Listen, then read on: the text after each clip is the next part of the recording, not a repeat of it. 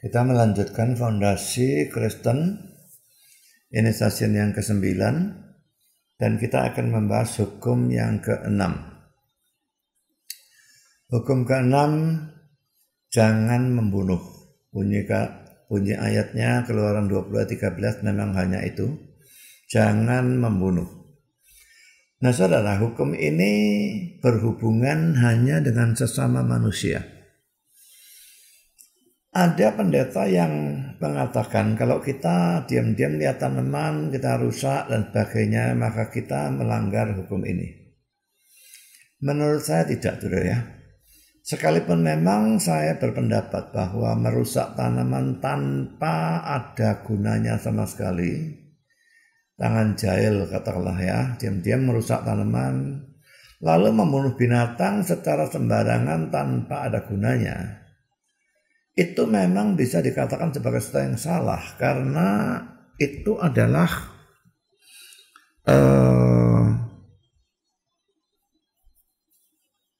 perusakan terhadap ciptaan Allah. Tetapi tidak bisa dikatakan sebagai pelanggaran terhadap hukum ini. Bunuh binatang itu boleh kalau untuk dimakan. Lalu kalau binatang itu mengganggu, merusak atau membahayakan, tentu boleh. Tapi tidak ada kerjanya apa-apa, binatang tidak mengganggu, tidak merusak, kita bunuh secara semena-mena. Tembaki burung lalu dibuang begitu saja, ini merusak ciptaan Allah. Tapi tetap bagaimanapun itu tidak melanggar hukum ke-6. Hukum ke-6 ini hanya berhubungan dengan sesama manusia. Dan alasan saya, dua teks ini ya, Roma 13 ayat 9 dan Matius 22, 37-39 menghubungkan hukum ini dengan sesama manusia. Coba kita lihat ya. Roma 13 ayat 9. Karena firman, jangan berzina, jangan membunuh, ini yang saya tekankan, jangan mencuri, jangan mengingini, dan firman lain manapun juga sudah tersimpul dalam firman ini, yaitu kasihlah sesama manusia seperti dirimu sendiri. Jadi saudara, memang 10 hukum Taurat ini disimpulkan dalam 2 hukum ya. Yaitu yang pertama hukum kasih kepada Tuhan, kasihlah Tuhan Allahmu dengan segenap hati dan sebagainya itu ya. Lalu yang kedua adalah hukum yang kasihlah sesama manusia seperti dirimu sendiri. Jadi 10 hukum itu terbagi dalam 2, yang hukum 1-4 itu berhubungan dengan hukum kasih kepada Tuhan, atau disimpulkan dengan hukum kasih kepada Tuhan itu. Tapi yang hukum ke-5 mulai yang lalu, jadi mulai hormatilah orang tuamu atau ibu bapakmu tuh, terus sampai yang ke-10 itu berhubungan dengan kasihlah sesama manusia seperti dirimu sendiri. Dan di sini kelihatan ya, jangan berzina hukum ke-7, jangan membunuh hukum ke-6, jangan mencuri hukum ke-8, jangan mengingini hukum ke-9. Ini semua dalam kelompok yang kedua. Dan itu ternyata dihubungkan dengan hukum kedua, yaitu kasihlah sesama manusia seperti dirimu sendiri. Berarti hukum jangan membunuh dihubungkan dengan sesama manusia, bukan dengan tanaman, bukan dengan binatang. Itu kalau mau dianggap salah, yang merusak tanaman dengan semena-mena, membunuh binatang dengan semena-mena, kita harus gunakan ayat yang lain. Tapi hukum ke-6 ini hanya berurusan dengan sesama manusia.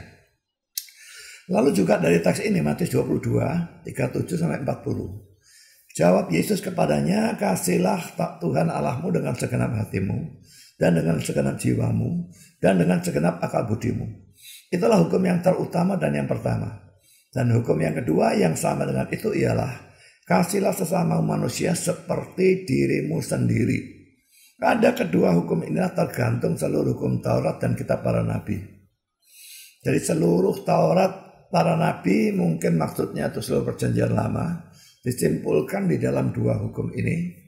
Taurat bisa menunjuk pada 10 hukum juga. Ya, kalau memang disimpulkan dalam 2 hukum ini, maka jelas ya, 1-4 disimpulkan dengan kasihlah Tuhan.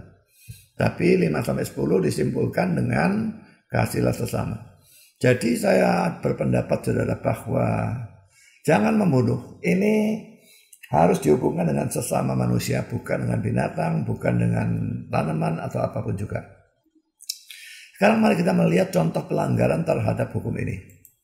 Pertama jelas ya, membunuh orang secara fisik. Ini karena sudah jelas, sudah tidak perlu dijelaskan lagi. Saudara bacok orang, saudara tembak orang, atau saudara lempar dengan pukul dengan batu atau apapun, pokoknya sampai orang mati. Membunuh orang secara fisik ini tidak perlu dijelaskan lagi. Nah, dalam bagian ini yang saya jelaskan justru adalah perkecualiannya, saudara. Karena tidak semua pembunuhan itu dianggap sebagai pelanggaran hukum yang keenam.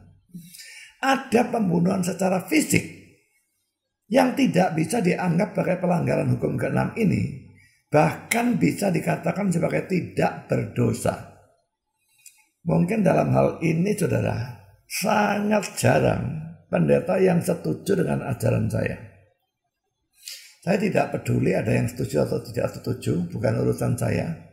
Tapi saya bisa memberikan argumentasinya bahwa memang hukum keenam ini ada perkecualiannya. Tidak semua hukum ada perkecualiannya.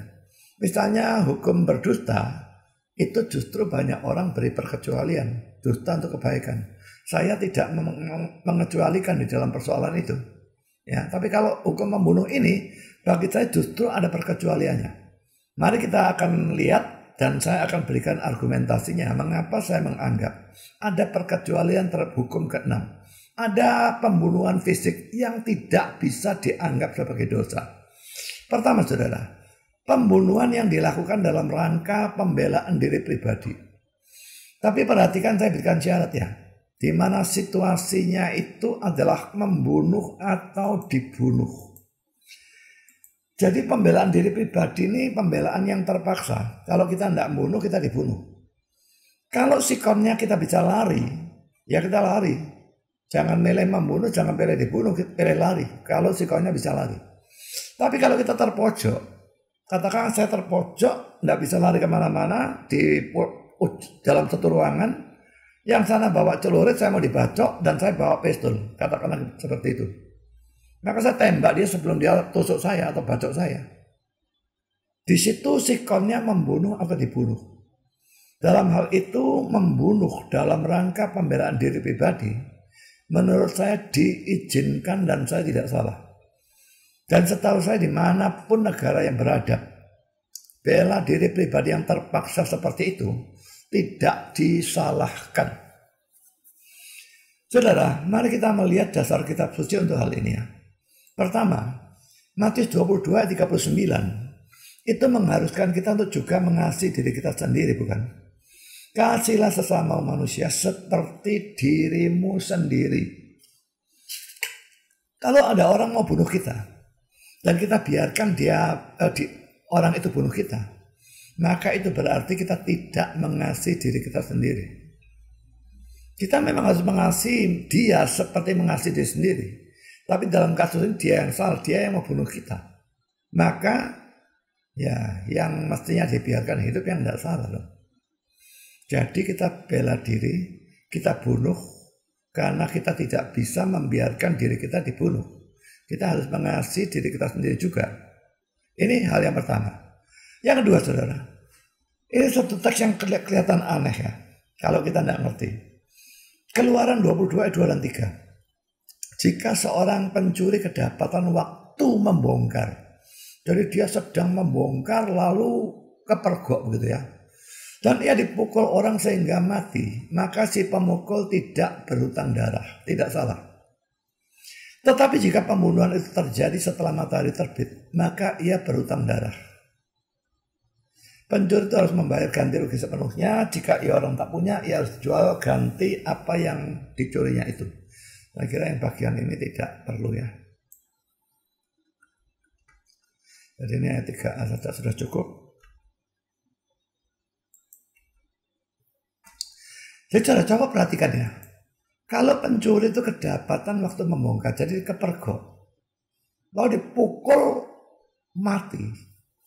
Yang punya rumah memergoki dia, pukul mati. Lah yang mukul tidak salah saudara. Ini ini dikatakan tidak berhutang darah. Tapi jika pembunuhan itu terjadi setelah mati terbit, maka dia berhutang darah. Jadi saudara, ini hukum yang kelihatannya aneh, sehingga banyak yang menafsirkan, dan saya setuju penafsiran itu, bahwa di sini pencuri yang kepergok itu menyerang pemilik rumah.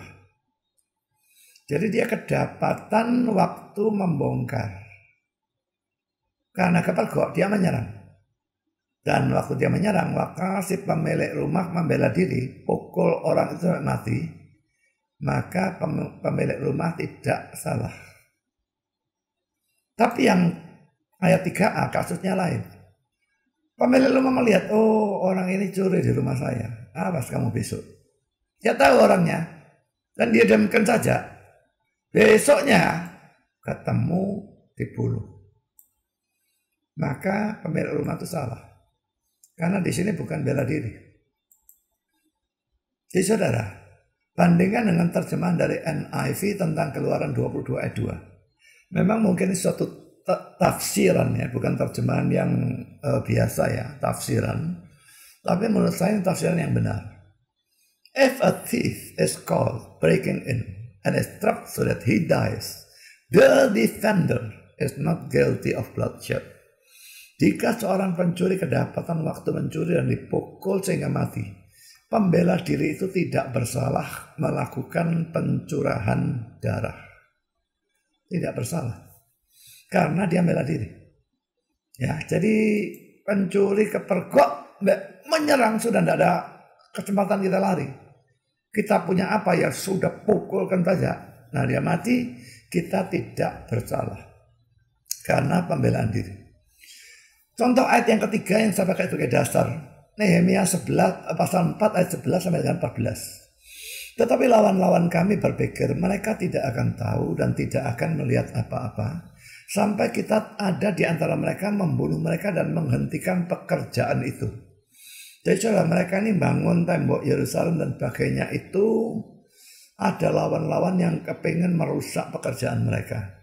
Ayat 12, ketika orang-orang Yahudi yang tinggal dekat mereka sudah 10 kali datang memperingatkan kami, mereka akan menyerang kita dari segala tempat tinggal mereka. Maka perhatikan apa yang Nehemia lakukan. Aku tempatkan rakyat menurut kaum keluarganya dengan pedang, tombak, dan panah. Di bagian-bagian yang paling rendah dari tempat itu. Di belakang tembok, di tempat-tempat yang terbuka. Ku amati semuanya lalu bangun berdiri dan berkata kepada para pemuka dan para penguasa dan kepada orang-orang yang lain. Jangan kamu takut terhadap mereka. Ingatlah kepada Tuhan yang Maha Besar dan dahsyat dan perhatikan ini. Berperanglah untuk saudara-saudaramu, untuk anak-anak lelaki dan anak-anak perempuanmu, untuk istrimu dan rumahmu. Saudara, mereka melakukan pekerjaan yang bagus membangun tembok Yerusalem. Tapi mereka mau diserang. Dan mereka diserang serius, mau dibunuh. Maka di sini mereka menggunakan pedang, tombak, dan panah. Ini senjata-senjata yang bisa membunuh orang jelas saja. Dan dikatakan berperanglah untuk saudara-saudaramu dan sebagainya. Saudara, jelas bahwa pembelaan diri dalam kasus seperti ini tidak bisa disalahkan. Dan tidak pernah dalam Alkitab hal ini disalahkan. Sekarang kita masuk dalam poin yang keempat. Esther pasal 9. Ini panjang memang ya. Menunjukkan bahwa pada waktu orang Yahudi mau dibasmi. Jadi ada satu orang yang memang kurang ajar. Yang lalu mengatur minta persetujuan raja. Supaya pada tanggal sekian jam sekian semua orang boleh bunuh orang Yahudi. Tapi saudara, akhirnya Tuhan melalui Mordekai dan sebagainya membalik cerita itu. Dan lalu rajanya bingung. Ya. Rajanya tahu orang yang tadi kurang ajar, tetapi di negara itu berlaku. Pada waktu suatu peraturan atau hukum atau dekret dikeluarkan, tidak bisa ditarik kembali. Dan dia sudah terlanjur keluarkan hukum. Orang Yahudi pada tanggal sekian itu boleh dibunuh tanpa salah. Maka terpaksa satu-satunya cara dia keluarkan dekret yang kedua. Karena yang pertama tidak bisa dicabut. Dia keluarkan dekret atau hukum yang kedua itu yang mengatakan pada waktu itu kalau orang Yahudi diserang, mereka boleh bela diri dan bunuh orang-orang yang mau bunuh mereka. Dan saudara, kalau saudara baca Ester pasal 9, saya tidak bacakan kalau terlalu panjang, saya bisa melihat itu, cerita itu. Betul-betul terjadi pada hari itu, orang-orang serang dan orang-orang Yahudi yang membela diri, membunuh orang-orang yang mau membunuh mereka. Dan saudara, dalam seluruh Alkitab tidak pernah tindakan ini disalahkan atau dikecam oleh Tuhan atau oleh siapapun. Tidak ada. Jadi mereka diserang untuk dibunuh. Mereka membela diri. Mereka membunuh orang-orang yang mau membunuh mereka. Dan mereka tidak pernah disalahkan. Sekarang kita masuk dalam ayat yang poin yang kelima. Alasan yang lain saudara, argumentasi saya adalah kalau kita mau dibunuh, lalu kita membiarkan diri dibunuh, maka sebetulnya si pembunuh itu nanti juga harus dihukum mati. Sehingga akan ada dua orang yang mati. Kita mau dibunuh, kita biarkan, kita mati. Dia karena bunuh kita dia dihukum mati juga.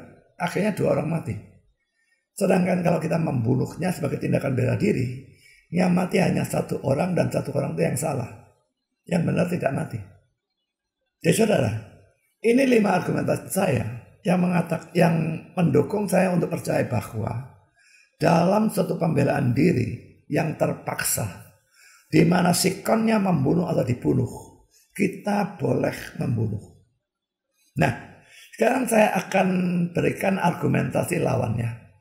Saya sudah katakan banyak orang tidak setuju bahwa orang Kristen diizinkan membela diri dan dasarnya ada banyak juga. Nah sekarang dasar-dasar ini akan saya hancurkan.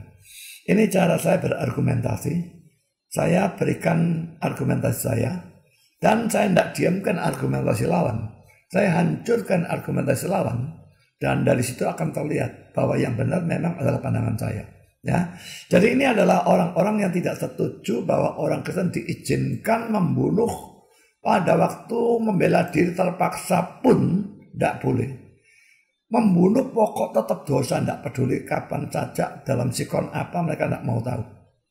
Nah mereka mendasarkan pada banyak ayat juga. Pertama, Matius 5 ayat yang ke-39b, ini ajaran Yesus. Janganlah melawan orang yang berbuat jahat kepadamu, melainkan siapapun yang menampar pipi kananmu, berilah juga kepadanya pipi kirimu. Pertama-tama saudara perlu tahu ya, ini bukan ditafsirkan hurufiah ya. Ditampar kanan lalu berikan kiri, betul-betul itu gila. Ditampar kanan ya seharusnya artinya pokoknya kita jangan balas ya. Ditampar lagi satu kali ya berusaha dihindari kalau bisa. Bahkan tamparan pertama kalau bisa dihindari bisa ditangkis. Menyerahkan pada waktu dipukuli itu tidak benar sama sekali sebetulnya. Ya, tapi sekarang saya ingin menghancurkan argumentasi ini. Apakah ayat ini bisa dijadikan dasar untuk mengatakan bahwa pada waktu kita mau dibunuh kita tidak boleh melawan? Ingat saudara ya, Alkitab tidak menggunakan kata secara ngawur. Di sini Yesus itu secara khusus menggunakan kata menampar. Dan menampar itu ya kecuali kalau saudara ditampar Mike Tyson begitu ya. Itu bisa membahayakan nyawa, itu bisa membunuh orang.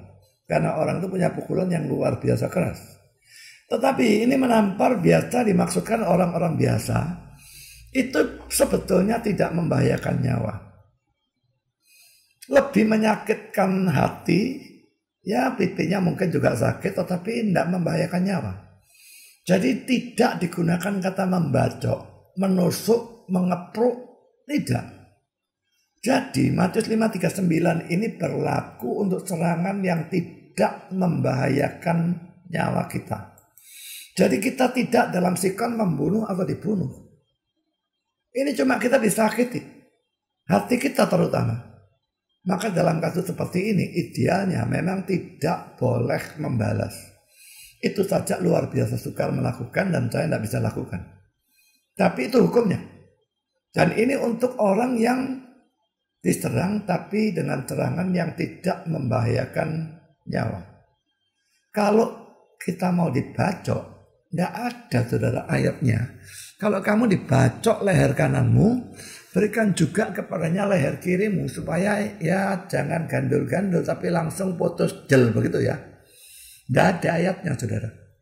Ya. Jadi argumentasi pertama ini menurut saya sama sekali tidak cocok. Ini tidak dalam sikon membunuh atau dibunuh. Sekarang argumentasi kedua saudara. Matius 26 ayat 51 sampai 52 ini waktu Yesus ditangkap ya. Tetapi seorang dari mereka yang menyertai Yesus mengulurkan tangannya, menghunus pedangnya dan meletakkannya kepada hamba imam besar sehingga putus telinganya. Maka kata Yesus kepadanya, masukkan pedang itu kembali ke dalam sarungnya, sebab barang siapa menggunakan pedang akan binasa oleh pedang. Saudara, pertama-tama ayat ini tidak cocok untuk digunakan karena pada saat itu Yesus tidak sedang diserang. Mau dibunuh tidak.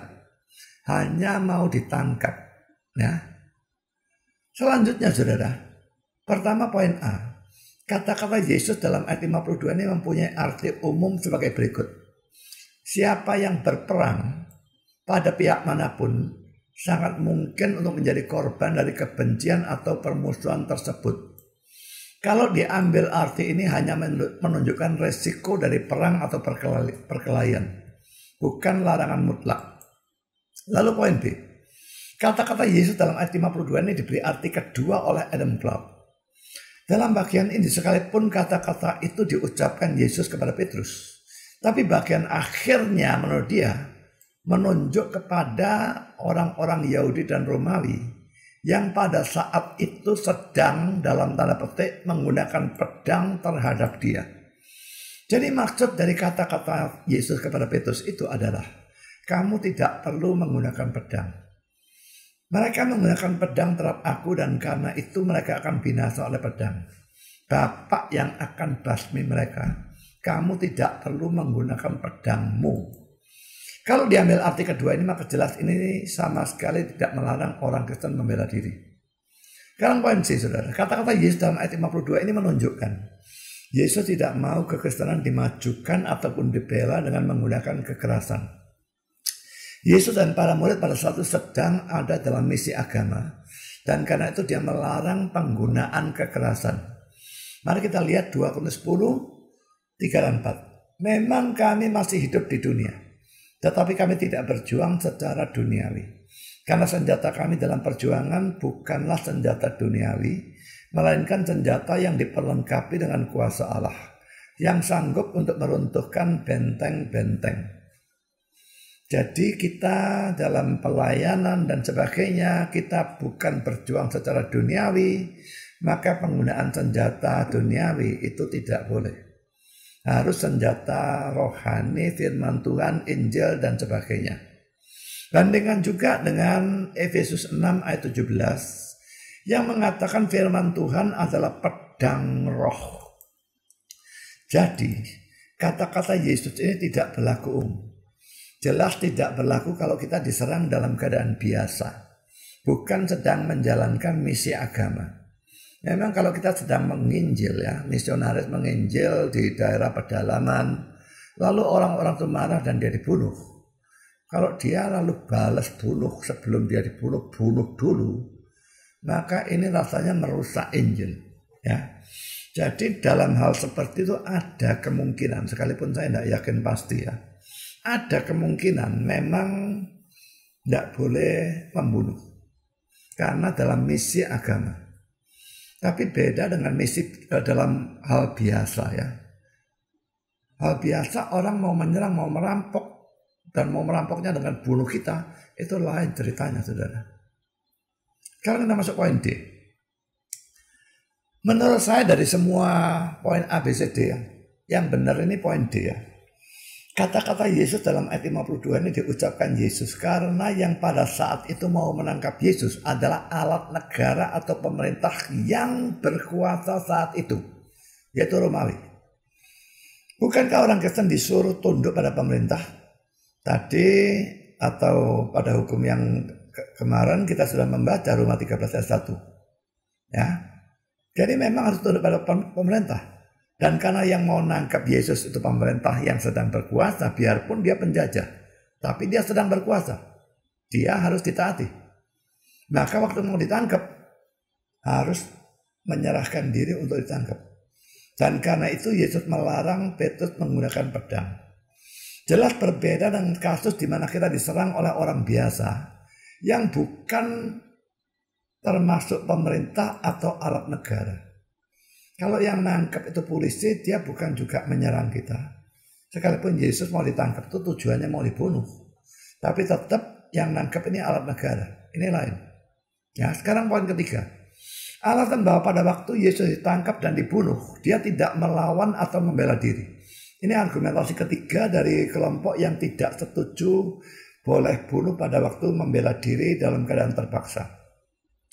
Tapi perlu diingat ya, kasus Yesus ini lain daripada lainnya. Yesus mau ditangkap, Yesus mau dibunuh, dia memang tidak melawan. Dia memang tidak membela diri. Haruskah ini diteladani? Tidak. Karena apa saudara? Yesus beda dengan kita. Dia memang datang ke dunia untuk mati menebus dosa kita. Kalau waktu mau ditangkap dan mau dibunuh dia itu melawan, ya jelas tidak ada yang bisa nangkap dia. Tidak ada yang bisa bunuh dia. Maka bagaimana mungkin dia menebus dosa kita? Juga saudara, ingat bahwa memang tidak setiap tindakan Yesus harus kita teladani. Apa yang dia lakukan, kita harus lakukan. Apa yang dia tidak lakukan, kita tidak boleh lakukan. Apa begitu? Tidak. Saya beri contoh ya. Dia berpuasa 40 hari. Ini puasa non-stop ya. Dia hanya puasa makan. Dia tidak puasa air ya. Dikatakan dalam tradisi dia minum airnya pohon kaktus katanya. Karena di padang gurun. Tapi yang jelas dia puasa makan saja. Dia tidak puasa minum, tidak bisa puasa minum saudara. Puasa minum 40 hari membutuhkan mukjizat. Orang hanya tahan mungkin 3-4 hari tanpa air, mati dia. Tapi tanpa makan bisa. Jadi itu tidak perlu mukjizat tanpa makan. Ya, jadi dia puasa 40 hari 40 malam, non-stop, tidak makan. Apakah itu teladan? Ya silahkan saudara mau teladani, saya tidak. Lalu hal yang lain, saudara, dia tidak pernah kawin atau bahkan pacaran. Kalau itu disuruh jadi teladan orang Kristen, ya orang Kristen habis, saudara. Tidak berkembang biak, ya habis. Jadi saudara, tindakan Yesus pun, apa yang dia lakukan atau apa yang dia tidak lakukan, harus kita tafsirkan bersama-sama dengan ayat-ayat Alkitab yang lain. Untuk mengetahui apakah tindakan itu harus diteladani atau tidak. Orang Islam misalnya menyerang kita dengan mengatakan Yesus sunat. Kenapa kamu tidak sunat? Benar orang Islam lebih meneladani Yesus karena orang Islam sunat. Tapi saudara, Yesus itu hidup pada zaman perjanjian lama. Batas perjanjian lama dan perjanjian baru secara teologis adalah kematian Kristus. Pada saat kematian Kristus baru hukum sunat itu yang merupakan hukum upacara itu dihapuskan. Yesus masih hidup pada zaman perjanjian lama karena itu dia umur 8 hari dia disunatkan. Dia juga mengikuti perjamuan Paskah, merayakan perjamuan Paskah yang merupakan hukum upacara dalam perjanjian lama. Sejak perjanjian baru, yaitu sudah dibuang digantikan dengan perjamuan kudus dan sunat digantikan dengan baptisan. Maka kita tidak perlu saudara sunat ya. Kita tidak perlu juga untuk mengikuti perjamuan Paskah. Itu untuk Israel dalam zaman perjanjian lama. Jadi saudara, tindakan Yesus apakah dia melakukan atau tidak melakukan sesuatu, harus kita tafsirkan bersama-sama dengan seluruh ayat kitab suci yang lain untuk mengetahui apakah tindakan dia itu harus diteladani atau tidak. Kan saudara, kalau pembelaan diri diizinkan, saya sudah menghancurkan argumentasi lawannya. Jadi saya percaya bahwa pembelaan diri dalam keadaan terpaksa itu diizinkan. Nah sekarang kalau pembelaan diri diizinkan, maka jelas bahwa belajar ilmu bela diri, selama tidak ada unsur-unsur yang tidak alkitabiah, seperti tenaga dalam dan sebagainya, itu juga harus diizinkan. Saya sendiri latihan tinju, bahkan sampai sekarang masih saya praktekkan. Dan kalau memang ada kepentingan, saya gunakan. Kalau saya diserang dengan umur saya yang sudah jalan ke 66 ya, 65 jalan ke 66. Kalau saya dipukul apalagi mukul orang yang muda dan besar dan kuat, saya bisa mati. Hanya dalam pukulan. Jadi kalau misalnya mau dipukul, kalau memungkinkan, saya dahului. Tinju itu saya gunakan kalau memang dibutuhkan. Memang kalau bisa lari ya bisa lari ya mantap. Tapi mana bisa lari? Lari dikejar sama anak muda ya kalah cepat. Mana bisa lari? Dikeroyok atau apapun saya akan pukul. Kalaupun mati ya mati dalam keadaan bela diri, biarin. Jadi menurut saya pembelaan diri itu diizinkan. Saya sendiri latihan tinju. Jadi orang belajar ilmu bela diri mau karate dan sebagainya terserah. Selama, ingat ini ya, tidak ada unsur-unsur yang tidak alkitabiah. Ada banyak bela diri yang menggunakan tenaga dalam. Batu dipukul pecah. Besi dipukul bengkong. Saudara, ini tidak wajar. Tenaga dalam itu saya tidak percaya. Bagi saya tenaga yang disebut tenaga dalam itu adalah penggunaan kuasa gelap. Itu termasuk okultisme. Nah, kalau bela diri itu menggunakan okultisme, maka itu tidak diizinkan. Okultisme yang tidak diizinkan. Juga karena bela diri itu banyak yang dari Jepang, dari Korea, dan macam-macam negara yang bukan Kristen. Maka ada praktek-praktek yang tidak alkitabiah. Misalnya, masuk ruang latihannya ada foto dari pendiri bela diri itu. Lalu disuruh ya katakanlah mantuk begitu ya. Menghormati foto padahal orang itu sudah mati. Nah saudara, bau semacam demikian atau ada doa-doa dari kalangan agama lain atau kepercayaan yang lain, maka itu yang tidak diizinkan. Bela dirinya tidak apa-apa. Tapi unsur-unsur menyertainya yang tidak alkitabiah, itu yang tidak dibolehkan. Nah kalau dalam tinju tidak ada hal-hal seperti itu. Aturan-aturan itu sama sekali tidak pernah ada. Tapi saya tidak tahu dalam karate, kungfu dan sebagainya itu bagaimana. Jadi yang perlu diperhatikan adalah unsur-unsur yang tidak alkitabiah yang menyertai ilmu bela diri itu. Ilmu bela dirinya tidak salah. Tapi kalau unsur-unsurnya itu salah, maka itu juga tidak diizinkan. Sekarang saudara, kita masuk dalam poin B ya. Pembunuhan dalam perang atau pembelaan diri nasional. Ini perkecualian yang kedua yang saya berikan. Ya. Jadi perkecualian pertama tadi pembelaan diri pribadi pada waktu sikonnya membunuh atau dibunuh. Dalam hal itu kita boleh membunuh dan kita tidak dipersalahkan. Itu tidak dosa.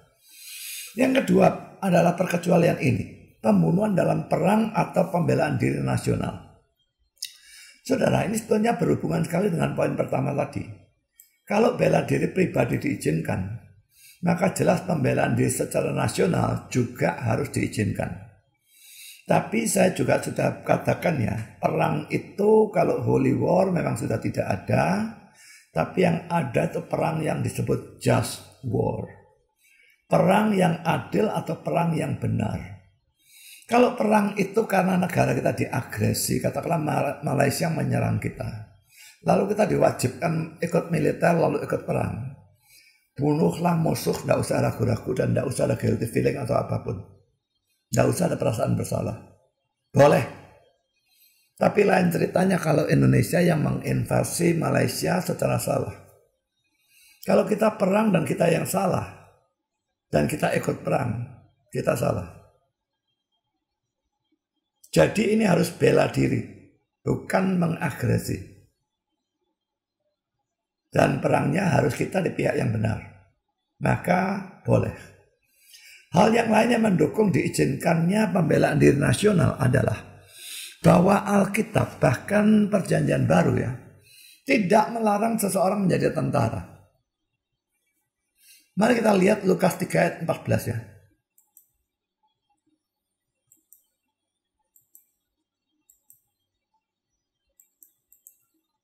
Lukas 3, 14. Ini prajurit-prajurit datang kepada Yohanes Pembaptis ya. Di sini ada pemungut juga yang datang dan sebagainya. Mereka semua datang dan minta nasihat ya. Sekarang saya tekankan prajurit. Ya. Datang lalu tanya juga kepada Yohanes Pembaptis dan kami, apa yang harus kami perbuat? Kalau memang jadi tentara itu perang kan ya. Kalau itu dosa, maka Yohanes mestinya akan bilang berhentilah jadi tentara. Tapi Yohanes cuma katakan jangan merampas dan jangan memeras dan cukupkanlah dirimu dengan gajimu. Jadi saudara, tidak ada disuruh berhenti jadi tentara. Tidak ada dalam Alkitab larangan orang jadi tentara. Tapi kalau jadi tentara sambil memeras dan sebagainya, ya itu lain cerita. Sekarang mari kita lihat ayat ini. Kisah Rasul 10 ayat 1, ayat 2, ayat 7 ya. Ini juga tentara ya, bahkan dia perwira ya. Di Kaisarea ada seorang yang bernama Cornelius, seorang perwira pasukan yang disebut pasukan Italia. Ia saleh, ia serta seisi rumahnya takut akan Allah. Dan ia memberi banyak sedekah kepada umat Yahudi dan senantiasa berdoa kepada Allah. Lalu ayat 7, setelah malaikat yang berbicara kepadanya itu meninggalkan dia, dipanggilnya 2 orang hambanya beserta seorang prajurit yang saleh. Ada prajurit tapi dikatakan saleh loh saudara. Kalau jadi prajurit itu dosa, karena perang tidak boleh. Kalau perang tidak boleh, jadi prajurit tidak boleh. Mana bisa dikatakan dia saleh? Jadi saudara, ini ada perwira pasukan, tidak pernah disuruh berhenti. Ini prajurit saleh, tidak pernah disuruh berhenti. Dan di sini ada tafsiran dari Calvin, sudah bisa baca dan ini saya belum terjemahkan. Tapi jelas dikatakan dia mengecam ya. Orang-orang yang mengecam. Jadi Calvin menyalahkan orang-orang yang mengecam orang Kristen yang bawa senjata, maksudnya perang. Ya, yang menganggap itu unlawful, menganggap tidak sah gitu ya. Tidak melanggar hukum lah pokoknya ya.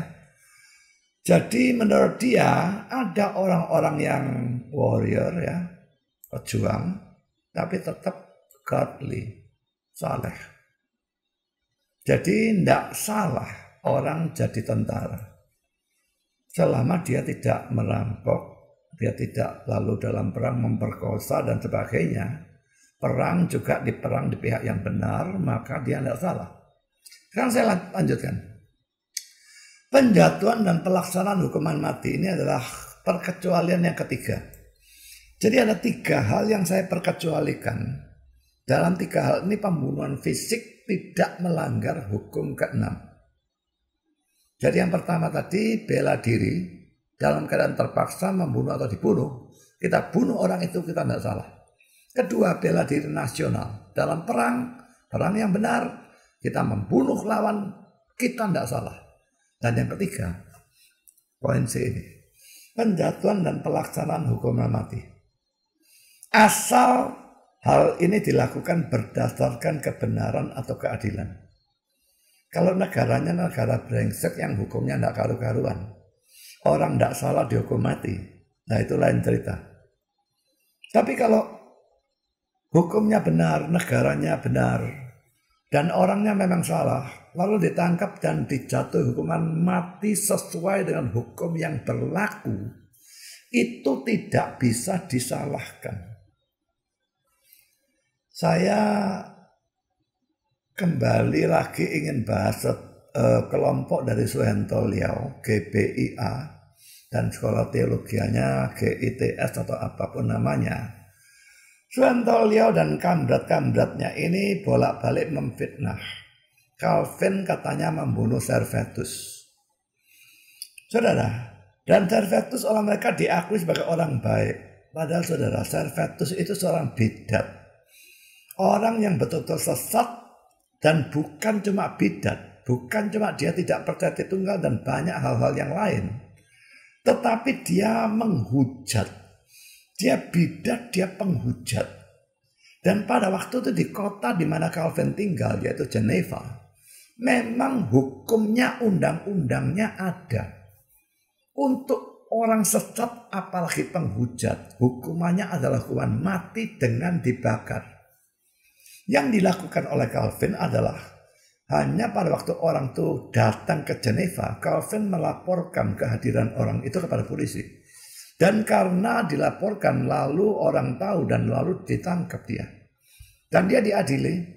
Calvin memang diminta jadi saksi dan Calvin bersaksi sesuai dengan apa yang dia tahu. Bersaksi sesuai kebenaran, memang orang itu orang bidat, dibuktikan dari buku-bukunya dan sebagainya, hujatan dan pakai dibuktikan. Yang menjatuhkan hukuman mati bukan Calvin. Dan kalau dikatakan bahwa Calvin itu diktator di kota Geneva, itu omong kosong, nonsens dan fitnah. Dan perlu diingat kelompok dari Sunan Toliau, ini semuanya mungkin atau sebagian besar sekali memang pemfitnah sehingga di Facebook saya blokir seadanya orang mereka. Jadi saudara, Calvin bukan diktator di sana. Bahkan di sana kelompok yang berkuasa yang oleh Calvin disebut dengan kelompok libertinis dan sebagainya itu justru yang berkuasa di sana dan mereka itu tidak senang Calvin. Calvin ada dalam keadaan yang terpojok sebetulnya di sana, banyak yang tidak menyenangi. Jadi kalau Calvin bisa jadi diktator itu nonsens. Pengadilan menjatuhkan hukuman mati terhadap Servetus, Calvin memintakan keringanan. Karena dia menganggap kok dibakar sampai mati itu kok kejam sekali ya. Jadi dia minta hukuman matinya diubah dari dibakar sampai mati menjadi hukuman penggal. Tetap hukuman mati tetapi tidak sekejam hukuman bakar. Karena bakar itu sakitnya lama sekali. Kalau penggal das habis ya. Tapi permintaan Calvin ditolak oleh pengadilan. Jadi bagaimana bisa dikatakan Calvin menguasai pengadilan dan pengadilan memutuskan apapun sesuai kemauannya Calvin, itu fitnah. Saudara, jadi apakah salah Servetus dihukum mati? Undang-undangnya saat itu berlaku seperti itu. Ini hukuman mati yang sesuai dengan kebenaran dan sesuai dengan keadilan. Hukum mati yang sesuai dengan undang-undang. Orang itu memang sudah dibuktikan. Dia memang bidat dan dia memang penghujat. Lalu jatuh hukuman mati. Salahkah? Nonsens. Nah saudara, banyak orang Kristen yang tidak menyetujui hukuman mati. Nah alasannya saudara, itu merupakan sesuatu yang tidak kasih. Ini konyol ya. Lalu juga tidak menghargai nyawa manusia. Lalu dikatakan tidak Alkitabiah. Lalu dikatakan tidak Kristiani. Dan juga karena mereka menganggap bahwa orang yang dihukum mati itu tidak diberi kesempatan bertobat. Tapi saudara, semua ini akan saya bantah ya. Semua ini merupakan pandangan salah karena pertama saudara, baik perjanjian lama maupun perjanjian baru jelas menyetujui adanya hukuman mati. Tidak semua kesalahan dihukum mati tentu, tapi kesalahan tertentu hukuman mati. Mari kita baca ayat-ayat ini ya. Kejadian 9 ayat 6.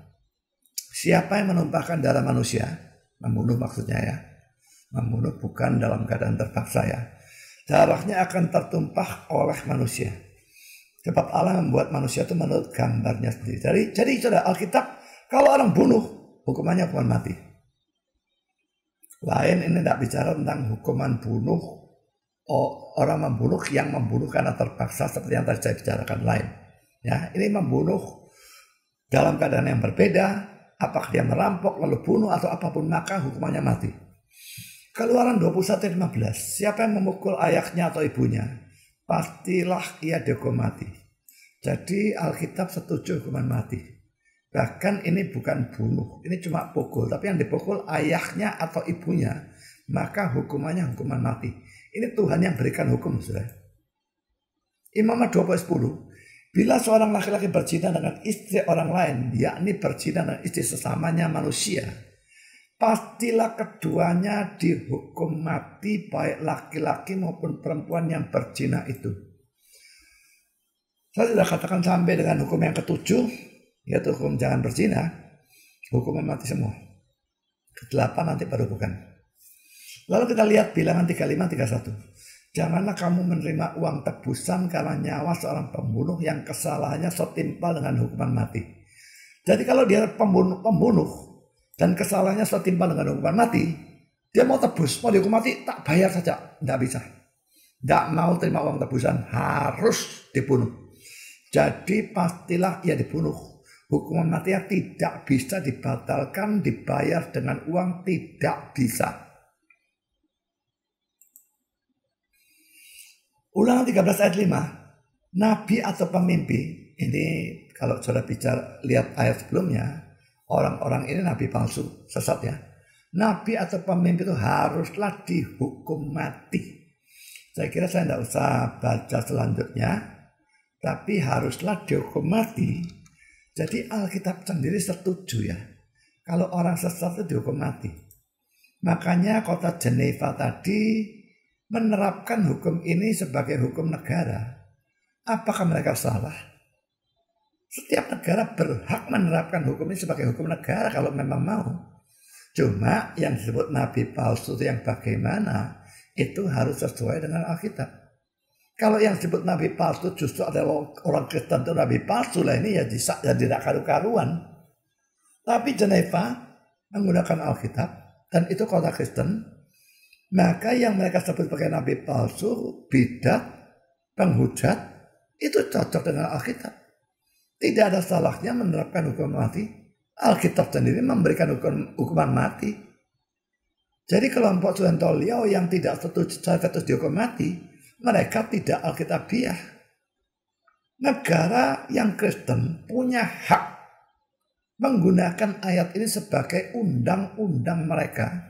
Dan betul menerapkan pada waktu ada orang yang sesat, pada waktu ada penghujat, pada waktu ada bidat, lalu menjatuhkan hukuman mati. Itu Alkitabiah.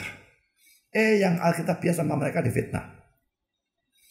Tadi sudah ayat perjanjian lama. Sekarang mari kita lihat perjanjian baru.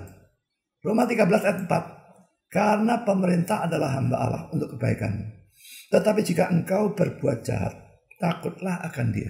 Karena tidak percuma pemerintah menyandang pedang. Pemerintah adalah hamba Allah untuk membalaskan murka Allah atas mereka yang berbuat jahat. Saudara, saya tekankan ini ya. Tidak percuma pemerintah menyandang pedang. Pedang itu tujuannya apa? Hukuman penggal. Ya, jadi itu hukuman mati. Kalau orangnya memang jahat dan jahatnya cukup buruk sampai layak dihukum mati, maka tentu saja hukuman mati harus dilaksanakan. Jadi baik perjanjian lama maupun perjanjian baru setuju dengan hukuman mati. Bisa muncul orang-orang Kristen yang protes hukuman mati dan minta dihapuskan. Bahkan kalau saudara melihat negara-negara di dunia sekarang, ada sangat banyak negara yang tidak mau hukuman mati. Dan itu negara-negara Kristen. Banyak negara di Eropa. Banyak negara-negara bagian. Kalau di Amerika tuh tiap negara bagian berbeda. Banyak negara bagian yang tidak mau hukuman mati. Sehingga saudara, ada orang yang perkosai ratusan cewek dan bunuh ratusan cewek. Bunuh dengan cara yang sangat jahat. Tetap hukumannya adalah hukuman seumur hidup.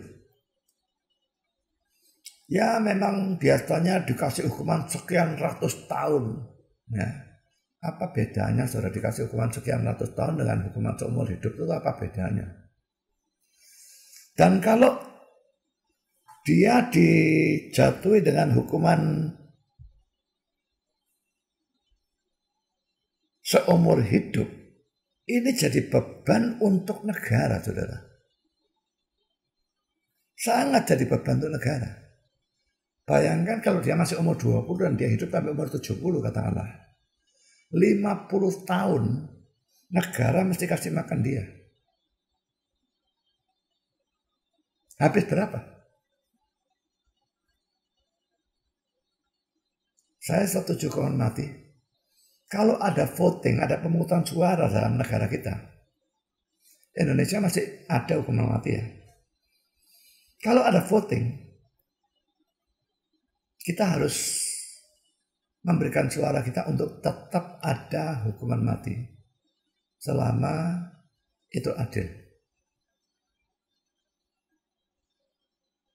Lalu saudara, Argumentasi saya yang selanjutnya, bahwa hukuman mati itu alkitabiah, adalah Paulus menyatakan, ini poin kedua ya, Paulus menyatakan bahwa dia rela dihukum mati kalau dia memang layak untuk itu.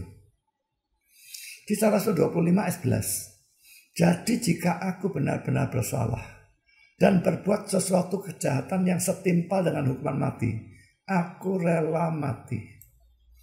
Ada dia akui suatu kejahatan yang setimpal dengan hukuman mati. Berarti jelas dia setuju hukuman mati. Cuma dalam kasusnya dia anggap tuduhannya tidak benar. Ya. Tapi jika aku benar-benar bersalah dan berbuat suatu kejahatan yang setimpal dengan hukuman mati, aku rela mati. Jelas mutlak dia setuju hukuman mati, selama itu memang benar dan adil. Lalu poin ketiga, argumentasi saya, kalau seseorang pembunuh tidak dihukum mati, maka sebetulnya kita tidak menghargai nyawa dari orang yang dibunuh oleh pembunuh itu. Bayangkan kalau saudara punya istri atau anak dibunuh orang, lalu pembunuhnya cuma dihukum ya penjara 1 tahun. Saudara merasa apa? Keluarga saudara yang dibunuh itu tidak ada artinya nyawa mereka. Pembunuhnya cuma dihukum 1 tahun. Gila. Harusnya dia dihukum mati. Jadi kalau tidak dihukum mati, nyawa yang dibunuh oleh orang itu tidak dihargai.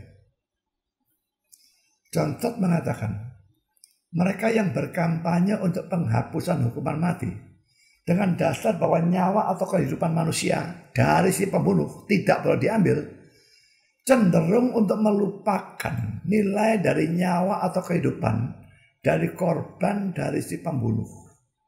Ya, jadi mereka ini berkampanye untuk penghapusan hukuman mati. Alasannya kalau ada hukum mati berarti si orang yang terdakwa ini tidak dihargai nyawanya. Tapi orang itu melakukan pembunuhan. Kalau kita tidak hukum mati dia, yang dibunuh oleh dia itu yang tidak kita hargai nyawanya. Jadi ini sesuatu yang konyol sebetulnya. Saya lanjutkan dengan argumentasi yang keempat tentang hukuman mati. Larangan adanya hukuman mati dengan alasan bahwa orang yang dihukum mati tidak diberi kesempatan bertobat juga merupakan alasan yang salah. Saudara, di negara manapun saya tidak pernah tahu, saudara ya, ada orang dimasukkan pengadilan karena kesalahan apapun. Lalu hakim ketok, saya jatuhkan hukuman mati. Dap! Langsung diambil pistol, dor, tembak orang itu dan hukum mati. Tidak ada, saudara. Pasti ada waktu 1-2 hari sedikitnya baru pelaksanaan hukuman mati dilaksanakan. Nah, dalam 1-2 hari itu biasanya diizinkan orang itu diinjili atau apapun, dan dia tetap punya kesempatan bertobat sebetulnya dalam 1-2 hari itu. Kalau saat di antara penjatuhan vonis dan pelaksanaan hukuman mati itu dia gunakan dan dia bertobat, dia percaya Kristus, maka sekalipun dia tetap dihukum mati dan dia mati, tapi dia selamat dan dia masuk surga. Apapun dosanya diampuni kalau dia percaya sungguh-sungguh. Jadi saudara, tidak diberi kesempatan bertobat ini alasan yang konyol bagi saya. Tetap ada kesempatan. Jadi saudara, ini 3 perkecualian ya. Dan perkecualian ketiga ini yaitu pelaksanaan hukuman mati ini berlaku baik bagi polisi yang menangkap penjahatnya, lalu saksi yang memberikan kesaksian yang memberatkan, yang mengatakan memang orang ini bersalah begini, lalu jaksa yang menuntut hukuman mati itu, dan hakim yang memutuskan hukuman mati itu, dan juga algojo yang melakukan hukuman mati itu. semua tidak bersalah, asal semuanya adil ya. Orang itu memang salah, memang layak dihukum mati sesuai undang-undang, maka semua orang-orang itu tidak salah. Setahu saya pada waktu hukuman mati dilakukan dengan tembak.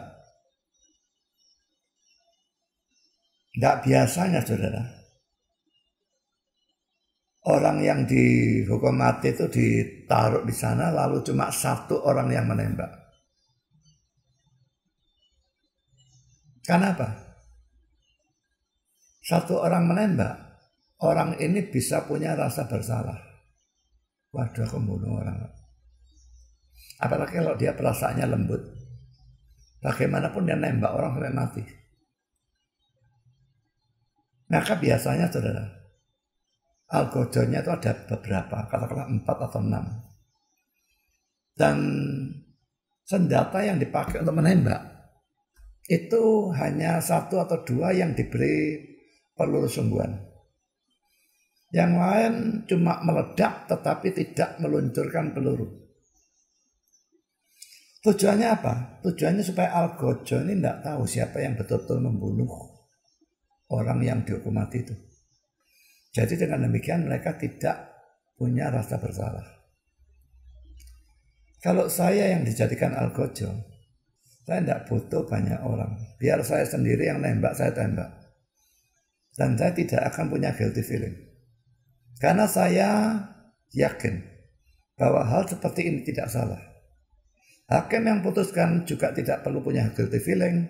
Jaksa yang menuntut tidak perlu punya guilty feeling. Saksi yang memberatkan selama dia memberikan kesaksian yang benar tidak perlu punya guilty feeling. Algojo yang membunuh juga tidak perlu punya guilty feeling. Karena hukuman mati yang memang benar-benar adil itu sesuai dengan Alkitab. Jadi tidak bersalah orang yang menjatuhkan hukuman mati ataupun melaksanakan dan sebagainya.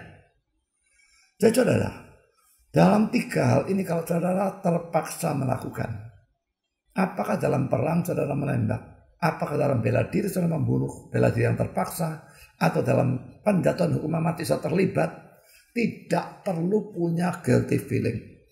3 hal ini perkecualian. Saudara melakukan pembunuhan fisik tetapi tidak berdosa.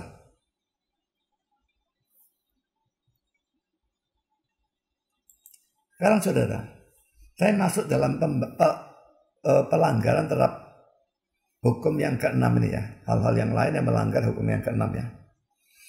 Yang kedua adalah yang disebut euthanasia. Sering disebut sebagai mercy killing, pembunuhan karena belas kasihan. Baik euthanasia aktif maupun pasif. Jadi biasanya orang yang sudah sakit sangat berat dan dia menderita luar biasa, misalnya kanker itu ya, menderita bisa sakitnya luar biasa. Saya pernah tahu ada orang yang kena kanker otak, dan kalau sedang kumat sakitnya tuh begitu nemen sampai kepalanya betul-betul dalam arti hurufiah dia bentur-benturkan tembok.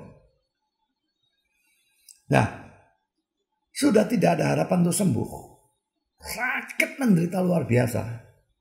Lalu orang itu sendiri minta supaya dia dibunuh. Dan lalu keluarganya menuruti, dokter menuruti. Bisa dia dibunuh oleh dokter, jadi dokter menuruti, dan itu euthanasia yang aktif. Jadi disuntikkan satu zat yang membunuh dia. Atau euthanasia itu dilakukan secara pasif. Katakanlah dia butuh oksigen, tidak diberi oksigen. Dia butuh transfusi darah, tidak diberi transfusi darah dan sebagainya, maka otomatis dia akan mati juga. Ini pasif ya. Tapi saudara, baik aktif maupun pasif, ini tidak bisa dibenarkan. Kalau Tuhan memang masih tetap belum mau orang itu mati, maka biarkan, Tuhan pasti punya maksud. Menderita ya sudah, mau diapakan, kasih obat bius atau apapun ya, morfin atau apapun. Kalau toh sudah tidak ada harapan dan tidak bisa sembuh, dikasih morfin, dia jadi morfinis, tidak ada masalah, toh sebentar lagi dia mati kok. Jadi kalau untuk membuang rasa sakitnya, kasih morfin, Tidak ada masalah sebetulnya. Tapi dibunuh tetap tidak diizinkan. Jadi saudara, jangan lakukan euthanasia. Nah, memang kadang-kadang euthanasia terpaksa dilakukan pada saat misalnya orang itu butuh cuci darah ya. Cuci darah itu mahal sekali dan keluarganya memang nggak punya uang. Kalau dia dicuci darah maka umurnya diperpanjang. Sekalipun gagal ginjal itu tidak mungkin sembuh. Ya. Tapi keluarganya tidak punya uang untuk bayar cuci darah. Tidak punya asuransi, tidak punya apapun. Ya sudah, akhirnya dibiarkan tidak cuci darah dan dia mati.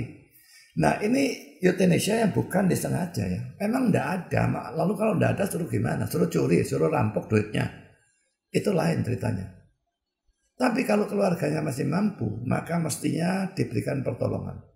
Jadi euthanasia aktif maupun pasif itu tidak diizinkan. Jadi kalau dalam keluarga saudara ada suatu pemungutan suara begitu ya dalam keluarga. Gimana keluarga yang sakit ini? Toh tidak ada kemungkinan untuk sembuh. Daripada dia menderita. Dan juga ini keluar duit terus-terusan.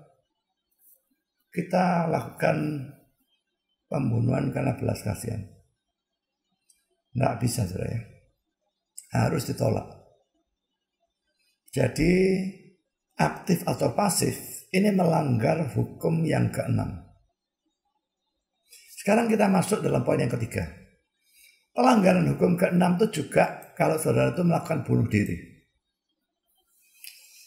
Ingat hukum kasih ya. Matius 22:39, kasihlah sesamamu seperti dirimu sendiri. Diri sendiri harus dikasih. Kalau kita bunuh diri, itu tidak mengasihi diri sendiri. Lalu kita lihat Kisah Rasul 16 ayat 27-28. Kisah Rasul 16, 27, 28. Ketika kepala penjara terjaga dari tidurnya dan melihat pintu-pintu penjara terbuka, ia menghunus pedangnya hendak membunuh diri. Karena ia menyangka bahwa orang-orang hukuman telah melarikan diri. Saudara, kalau orang hukuman melarikan diri, kepala penjara itu toh dihukum mati. Pikir dia daripada dihukum mati, dia bunuh diri. Nah, ayat 28, tapi Paulus berseru dengan suara nyaring, jangan celakakan dirimu, sebab kami semuanya masih di sini. Dia tidak mau orang membunuh diri, dia injili. Ya, jadi saudara, membunuh diri itu tidak diizinkan. Jangan saudara pikir, loh, diriku, nyawaku kan milikku lah, sak suka-suka aku mau tak apakan. Yang bilang diri kita milik kita itu siapa? Diri kita diciptakan oleh Tuhan dan karenanya ada milik Tuhan. Jadi kita tidak berhak membunuh diri kita sendiri. Tidak punya hak semacam demikian. Jadi saudara, jangan bunuh diri. Dan bunuh diri berhasil menunjukkan saudara itu bukan orang Kristen. Terbunuh diri mau menghindarkan dari sesuatu penderitaan yang luar biasa. Tapi begitu mati sudah masuk neraka. Dan itu membuat saudara justru menderita jauh-jauh lebih hebat. Jadi saudara, jangan lakukan bunuh diri. Di dalam banyak negara khususnya Jepang, bunuh diri begitu populer. Kadang-kadang orang bunuh diri dengan alasan yang betul-betul tidak masuk akal. Ada orang yang tidak lulus ujian, dia bunuh diri. Barusan ini saya membaca seseorang yang tidak bisa sekolah karena sekarang sekolah mesti online dan mesti punya HP dan mesti punya pulsa dan sebagainya. Lalu dia bunuh diri. Menyedihkan bukan main, tetapi alasannya begitu tidak masuk akal ya. Tidak sekolah 1-2 tahun, apalagi masih anak. Tidak masalah, nanti wabah selesai bisa sekolah lagi. Hanya karena rasa malu. Untuk apa malu seperti lo bunuh diri? So, dalam keadaan apapun jangan bunuh diri. Termasuk neraka.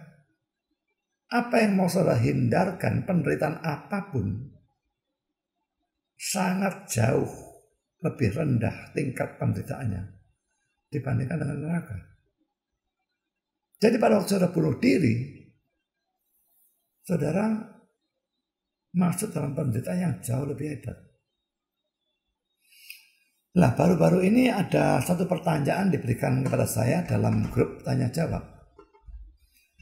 Kalau ada gedung tinggi kebakaran dan kita ada di atas, sering memang terlihat ya, betul-betul terjadi ya. Waktu WTC ditabrak pesawat terbakar, mereka nggak bisa lari kepanasan dan mereka terbakar, mereka loncat. Apakah itu bunuh diri? Kalau menurut saya itu bukan bunuh diri, saudara. Memang mereka tidak tahan sakitnya dan itu kalau api sudah membakar mereka, toh mereka juga mati.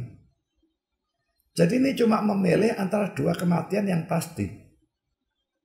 Mungkin bahkan loncat itu, kalau memang Tuhan tidak mau mereka mati, ya bisa saja Tuhan cegah mereka dari kematian.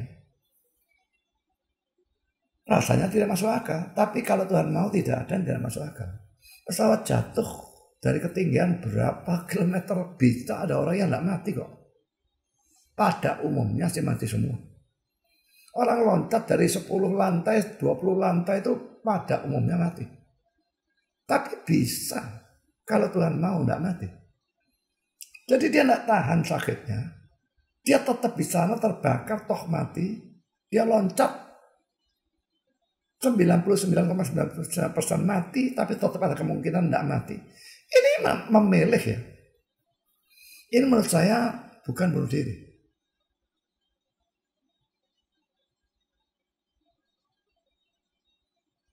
Kalaupun jatuhnya itu pasti mati. Ini tetap memilih dua kematian, yang satu kurang menyakitkan dibandingkan yang lain. Saudara pikir dia loncat itu kesenangan apa loncat? Bisa saudara bayangkan bagaimana rasanya dia pada waktu meloncat? Mungkin butuh beberapa detik kalau loncat dari tingkat 100 lebih. Untuk mencapai tanah butuh beberapa detik. Kita bisa pikirkan apa yang ada dalam pikirannya.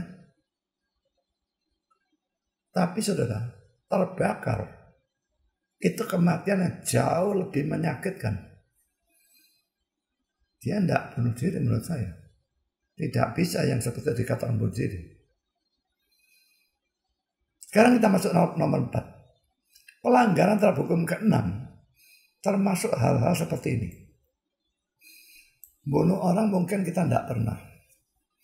Tapi yang poin ke-4 ini luar biasa banyak orang yang melakukan. Melakukan hal-hal yang membahayakan diri sendiri. Seperti ngebut. Ikut racing gitu ya. Ikut racing ini sebetulnya jelas sekali membahayakan diri ya. Risikonya luar biasa tinggi. Sebetulnya kayak pertarungan tinju atau UFC lebih-lebih lagi, MMA itu ya. Itu termasuk ya. Karena risiko kematian itu bisa tinggi.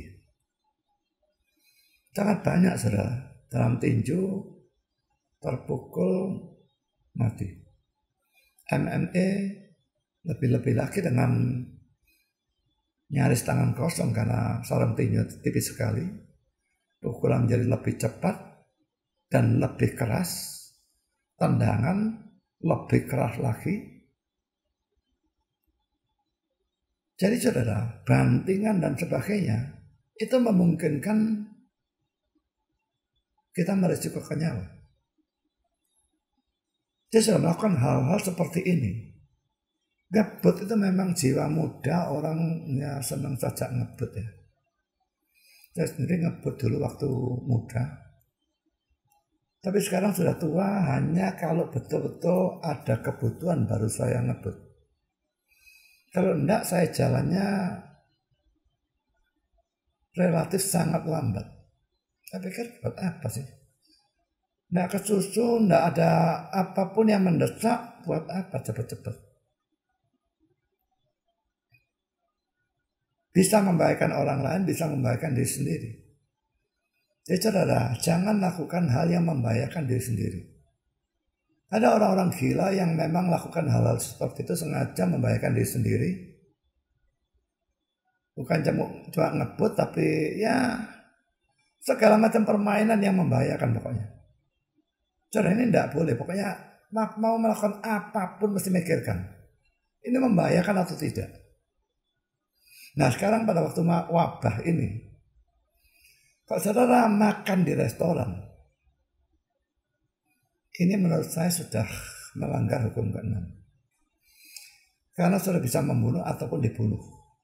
Kalau saudara yang ternyata sakit tanpa gejala, saudara bisa membunuh orang lain di restoran itu. Kalau saudara tidak sakit, orang lain bisa membunuh saudara. Karena makan di restoran, ruangan tertutup, virusnya ada di sana terus. Apalagi ada AC, virusnya berkeliaran kemana-mana. Dan saudara pasti waktu makan harus buka maskernya. Maka risiko tertular itu tinggi. Restoran tergolong high risk, risiko tinggi. Jangan makan di restoran. Saya beli di restoran pun masuk tentu saja pakai masker, dan saya biasanya pilih restoran yang tidak banyak orang makan di sana. Kalau banyak orang makan di sana, saya tidak beli di situ. Pilih yang sedikit, masuk, pesan, tunggu di luar, keluar restorannya, dan minta mereka bawa keluar. Jadi pembayaran pakaian di luar. Jadi saudara, dalam wabah ini orang yang tidak menjaga diri ataupun orang lain, jangan pikir karena keluarga boleh ketemu. Keluarga ya bisa kena kok. Jangan pikir karena teman baik lalu boleh ketemu. Teman baik juga bisa kena. Saudara wajib menjaga diri. Tidak membahayakan diri. Dengan pakai masker dan menjaga jarak itu lebih penting lagi. Menurut saya menjaga jarak itu terpenting. Saya kalau olahraga lari, memang saya diharuskan lari ya. Saya punya masalah jantung yang bahkan mengharuskan saya olahraga. Saya lari selalu shadow boxing, saya tidak mungkin pakai masker. Bisa mati saya. Tapi saya menjaga jarak. Ada orang saya lari ke arah sana, kelihatan orang gerombol, saya balik saudara. Memang kadang-kadang tidak terhindar saudara. Kalau ada sepeda motor nyalip saya dan orangnya tidak pakai masker lakinya. Kalau sepeda motor mau nyalip, saya minggir berhenti bahkan. Lalu wajah saya menghadap ke arah yang berlawanan. Dan kalau saya lari di luar, saya juga memperhatikan arah angin. Arah angin ke arah saya dari orang lain, saya tidak mau seperti itu. Saya jauhi, saya lihat arah angin, kalau tidak ada angin, saya bisa dekat sampai orang itu sampai jarak 5 meter, saya tidak apa-apa. Tapi kalau ada angin, saya tidak mau. 20-30 meter saya lari sudah balik. Jadi saudara, apapun yang kita pikirkan bisa membahayakan diri kita sendiri, harus kita hindari. Jangan lakukan apapun yang membahayakan diri. Ini kegilaan. Dan ini pelanggaran hukum ke-6. Sekarang poin yang kelima. Tidak mau menjaga kesehatan atau melakukan melakukan hal-hal yang merusak kesehatan. Misalnya poin A, sakit tapi tidak mau ke dokter, tidak mau minum obat. Tidak peduli alasannya apa saudara. Karena beriman, saya tidak tahu ini iman gila ini. Kalau sakit, kecuali memang tidak punya biaya. Tidak punya asuransi, tidak punya biaya. Tidak bisa ngomong saya. Tapi kalau ada jalannya, harus mau ke dokter. Kalau ada obatnya, harus mau beli obat dan minum obat. Poin B, tidak mau berpantang demi kesehatannya. Misalnya punya tekanan darah tinggi tetapi terus makan makanan yang asin.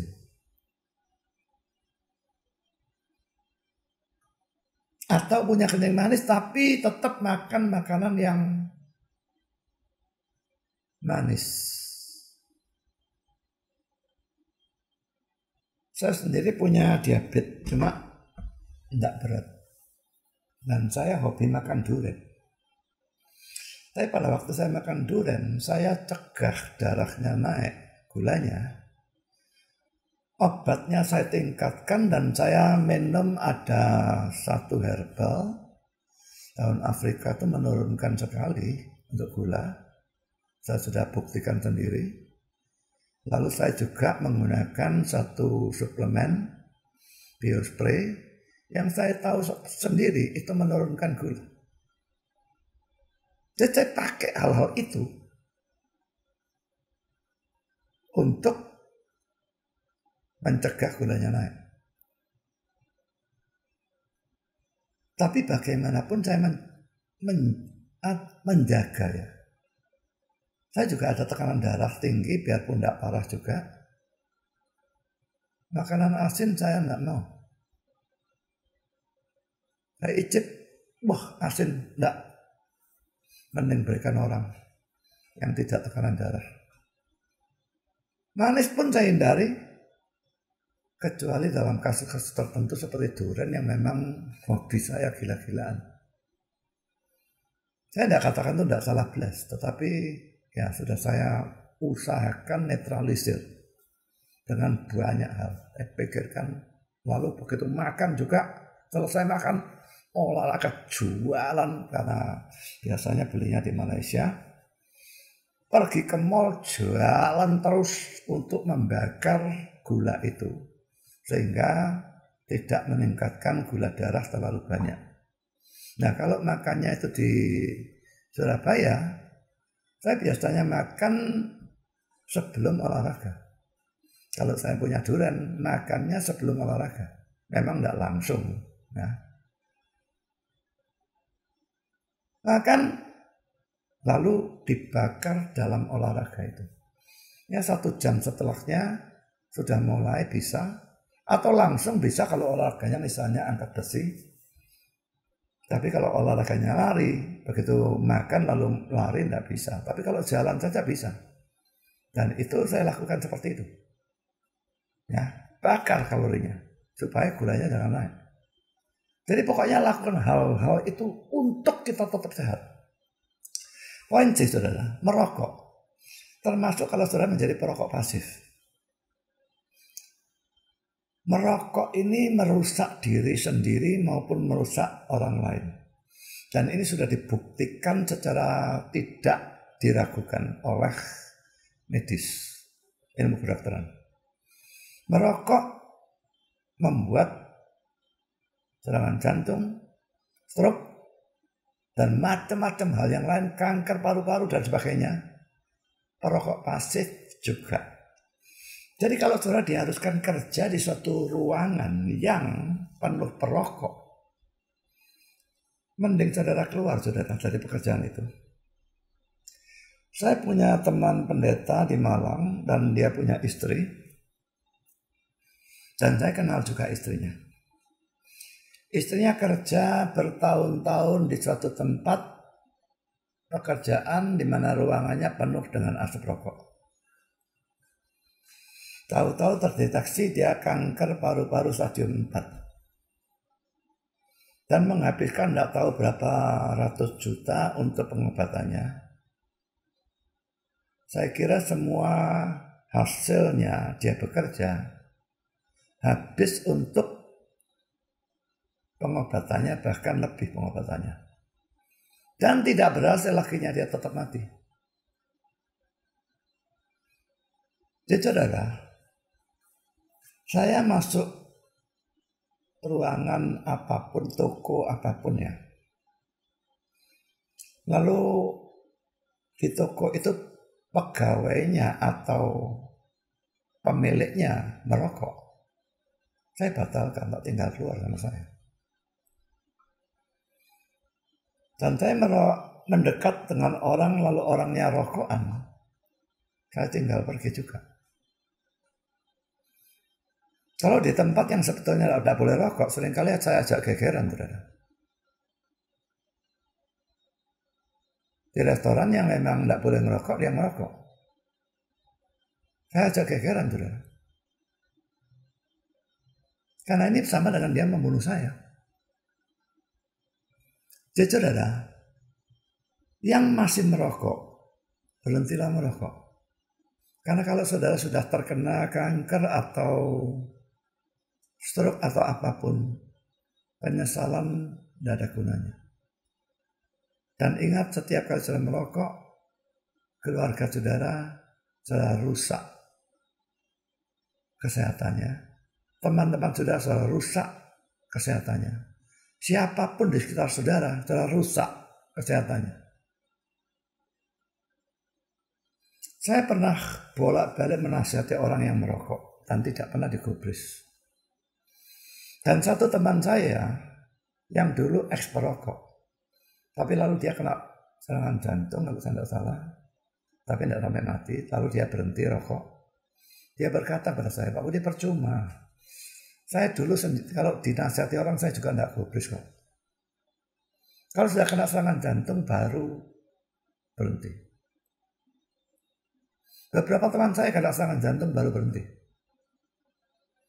Dan saudara, kalau orang merokok bilang tidak bisa berhenti merokok, itu omong kosong. Mereka kurang kemauan saja. Pasti harus bisa berhenti. Ayah saya dan engkong saya dari pihak mama, dulu perokok berat dua-dua. Dan dua-dua bisa berhenti, langsung berhenti total. Padahal dua-dua bukan orang Kristen. Jadi apa alasan orang Kristen lalu tidak bisa berhenti merokok? Itu omong kosong. Tidak mau berhenti merokok. Memang harus ada hal-hal tertentu yang dilakukan. Kalau saudara mau berhenti merokok, setidaknya untuk sementara jangan kumpul perokok. Kalau kumpul perokok ditawari rokok gratis, itu godaan yang terlalu kuat nanti. Dan kumpul perokok itu juga saudara menghirup asap rokok sama saja. Saya tidak mau berteman dengan perokok, saudara. Pergi naik mobil bareng dengan perokok, saya ngamuk kalau dia merokok. Saya pernah naik mobil antar jemput itu dari Surabaya pergi ke Banyuwangi. Bukan Banyuwangi ya, kota di dekat Banyuwangi. Dan sopirnya merokok. Saya suruh berhenti, tidak mau dia. Saya kudu ajak berantem. Saya buka jendela saya karena saya duduk di depan kiri. Saya buka jendela. Dia suruh tutup. Matikan rokokmu baru tak tutup. Saya pendelik, saya ajak berantem tidak mauan. Tetap dia tidak mau berhenti. Saya tetap setiap kali dia rokok saya buka jendelanya. Saya tidak peduli penumpang yang lain mau ngamuk, terserah. Lalu saya laporkan kepada perusahaannya. Ternyata di perusahaan itu memang diizinkan sopirnya ngerokok, tidak gila. Saya bilang, oh begitu diizinkan. Saya tidak akan pakai punyamu lagi. Dan hal-hal ini terjadi juga seperti Malaysia bahkan terjadi. Saya pernah naik bus dari Penang pergi ke Kuala Lumpur atau sebaliknya saya lupa. Dan supir busnya merokok. Jengkelnya luar biasa.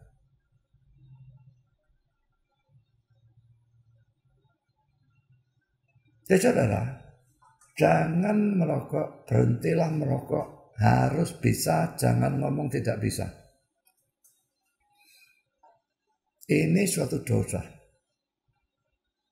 Poin D. Penggunaan narkotik, ekstasi, pil koplo dan macam-macam ya, segala macam itu. Semuanya sama saudara, ini merusak, bisa gila dan sebagainya. Saya tidak usah bahas ini terlalu banyak. Lalu poin E, menggunakan minuman keras secara berlebihan. Ada mengatakan bahwa menggunakan minuman keras itu secara moderat, itu malah meningkatkan kesehatan. Tapi akhir-akhir ada teori yang sebaliknya. Mengatakan sedikit pun tetap rusak. Saya tidak tahu yang mana yang benar. Tapi kalau berlebihan, banyak, biarpun tidak sampai mabuk, tetap itu sudah merusak kesehatan. Jadi saudara, ini poin kelima ini semua ya. Semua orang sebetulnya mesti menjaga kesehatan.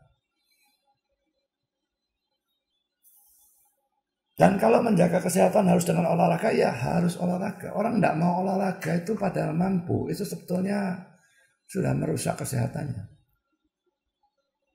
Kesehatan ditingkatkan banyak dengan olahraga. Saya biasanya ikut fitness saja dengan sekarang tidak bisa fitness karena adanya wabah. Fitnessnya buka, tapi saya tidak berani datang.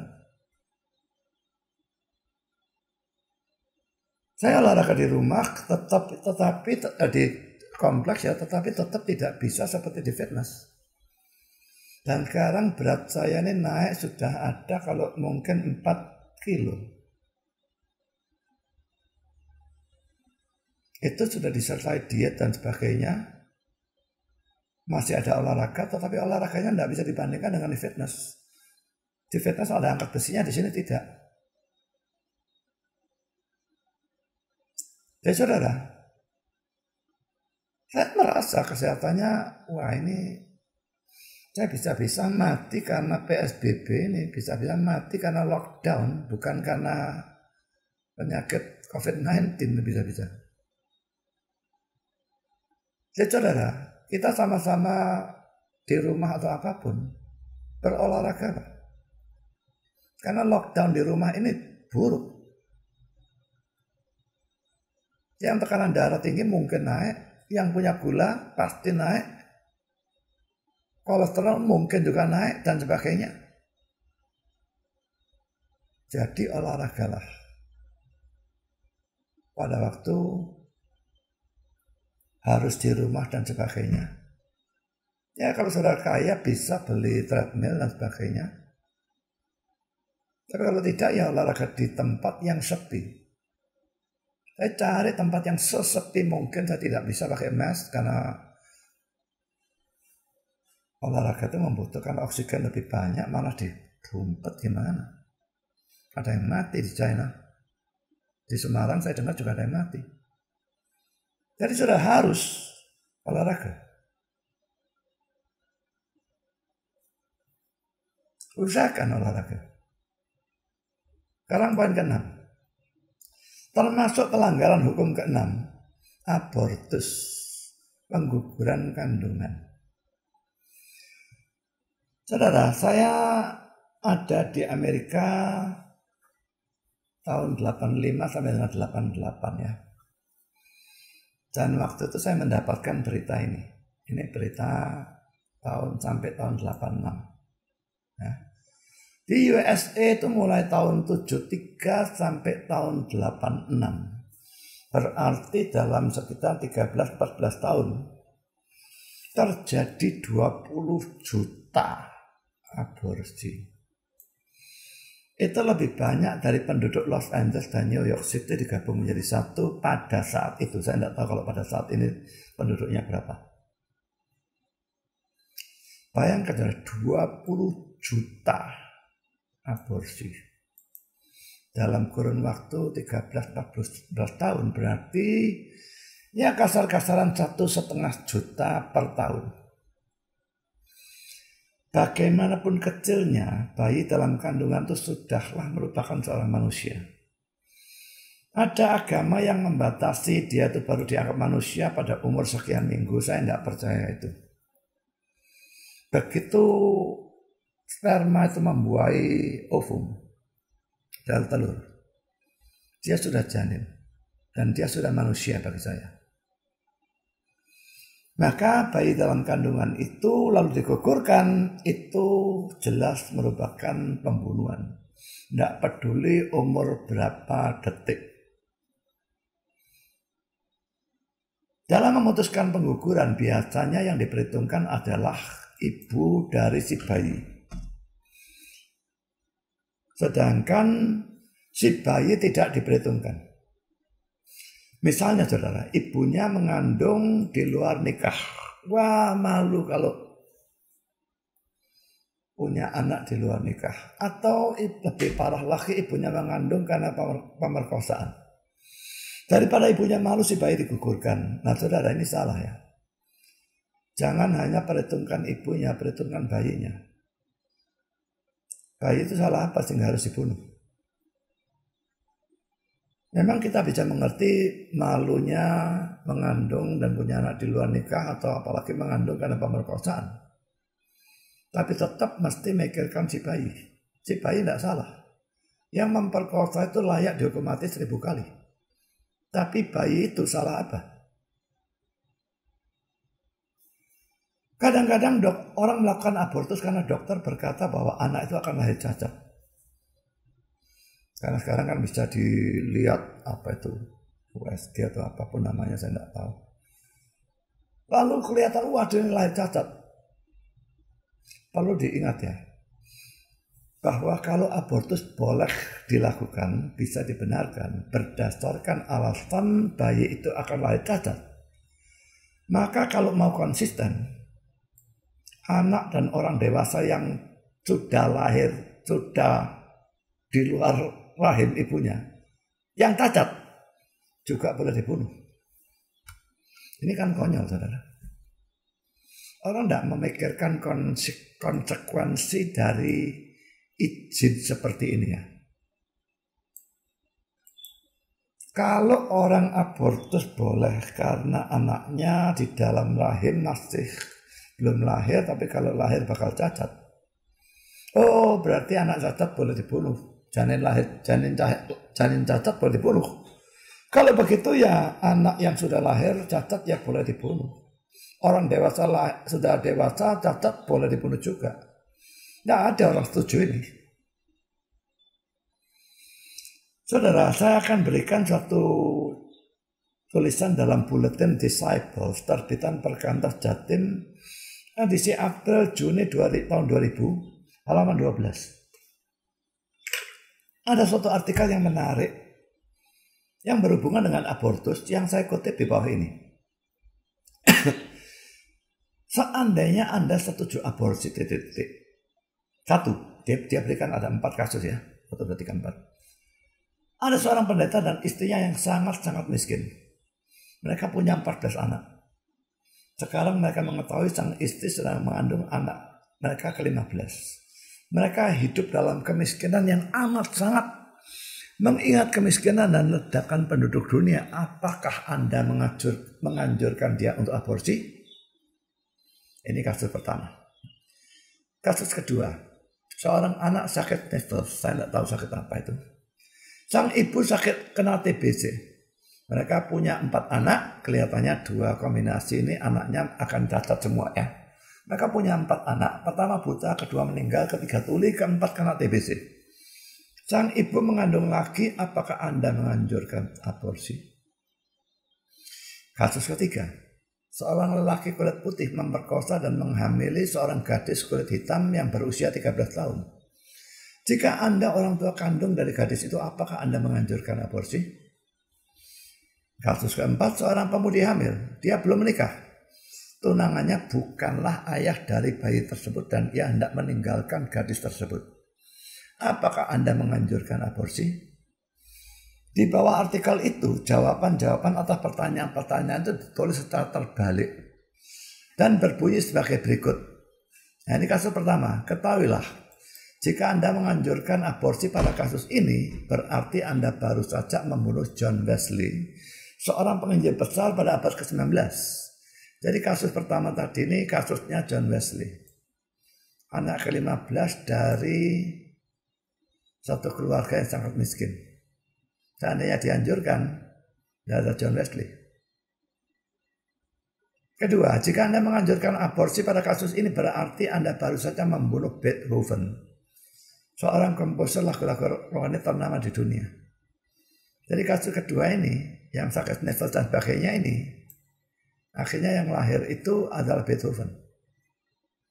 Kasus ketiga, jika Anda menganjurkan aborsi pada kasus ini, berarti Anda baru saja membunuh Ethel Waters, seorang penyanyi black gospel ternama di dunia. Itu kasus ini. Lahir hasil pemerkosaan, kulit putih perkosa kulit hitam, umur 13. Lalu yang terjadi adalah yang dilahirkan penyanyi terkenal black gospel. Dan kasus keempat, siapa dia? Bisa menebak enggak? Pemudi hamil, belum menikah, tunangannya tapi bukanlah ayah dari bayi tersebut, dan tunangannya mau ceraikan dia, tinggalkan dia. Apakah Anda menganjurkan aborsi?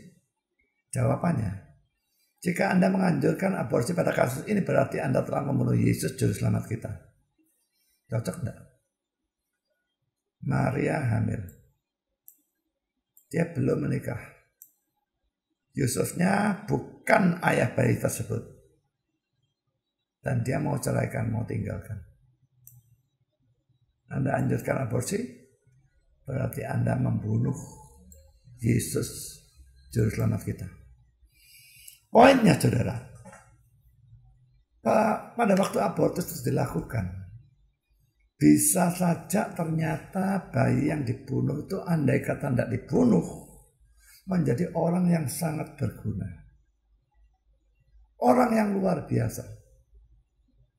Jadi saudara jangan main-main dengan abortus. Itu dosa, itu pembunuhan betul-betul. Poin ketujuh, pelanggaran hukum yang keenam. Penggunaan alat KB tertentu yang bersifat abortif. Bersifat menggugurkan. Alat KB itu ada yang bersifat mencegah pertemuan sperma dengan sel telur. Yang seperti itu tidak dilarang karena tidak terjadi bayi, tidak terjadi janin. Dicegah pertemuannya. Misalnya kondom. Asal kondomnya tidak bocor, maka kondom itu mencegah sperma ketemu dengan sel telur, maka tidak bisa terjadi kehamilan. Atau misalnya pil KB. Pil KB itu membuat sel telurnya tidak bisa matang, sehingga tidak bisa dibuai oleh sperma. Tidak bisa terjadi janin.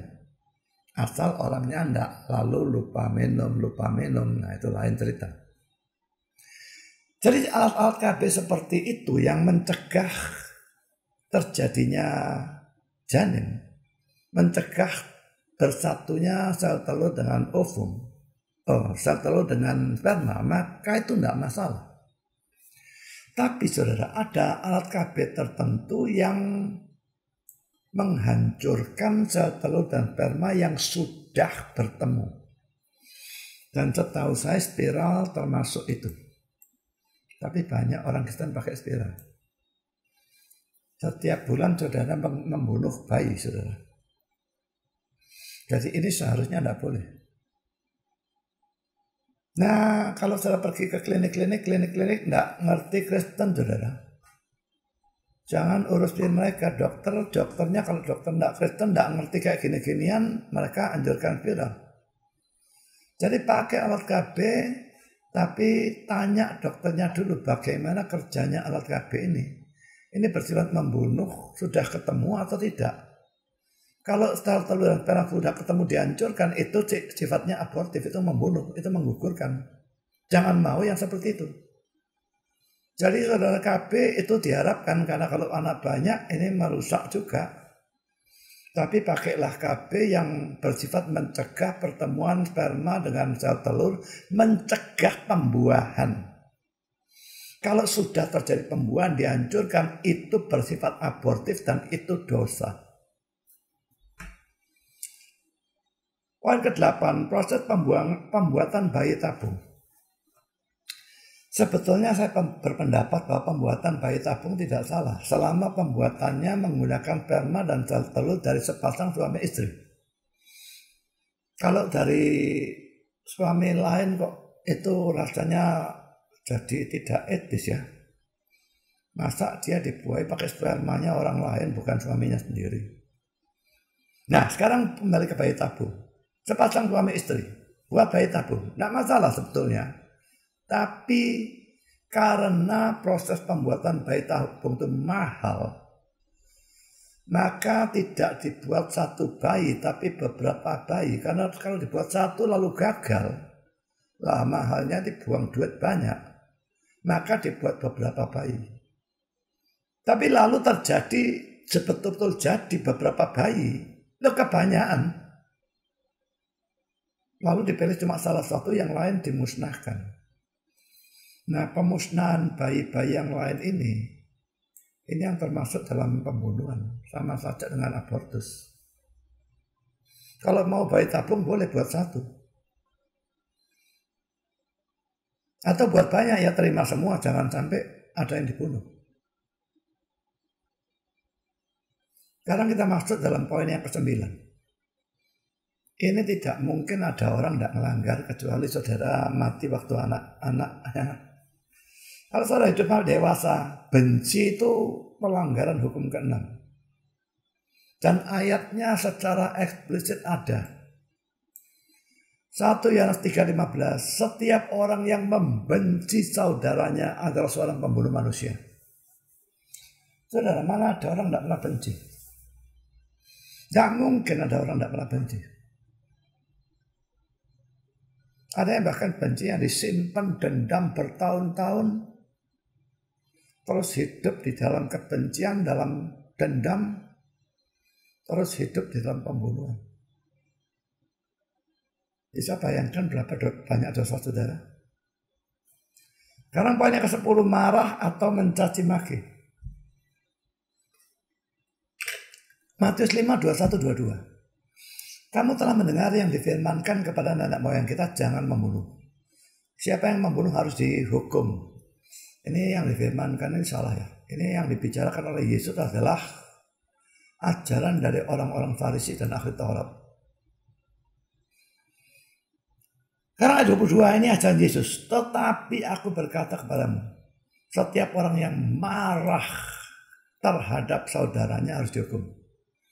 Dan siapa yang berkata kepada saudaranya kafir harus dihadapkan ke mahkamah agama. Kafir ini salah terjemahan. Ya. Dan siapa yang berkata jahilnya juga salah terjemahan. Harus diserahkan ke dalam neraka yang menyala-nyala. Jadi marah ataupun memaki ya. Maka itu jelas dianggap sebagai dosa dan dihubungkan dengan hukum jangan membunuh. Ada 2 hal yang perlu diperhatikan ya. Pertama poin A. Tidak semua kemarahan adalah pelanggaran terhadap hukum ke-6 ini. Mari kita lihat ayat ini ya. Efesus 4:26. Apabila kamu menjadi marah, janganlah kamu berbuat dosa. Kalau marah itu sudah dosa, kata-kata ini menjadi tidak masuk akal. Marah tidak harus dosa.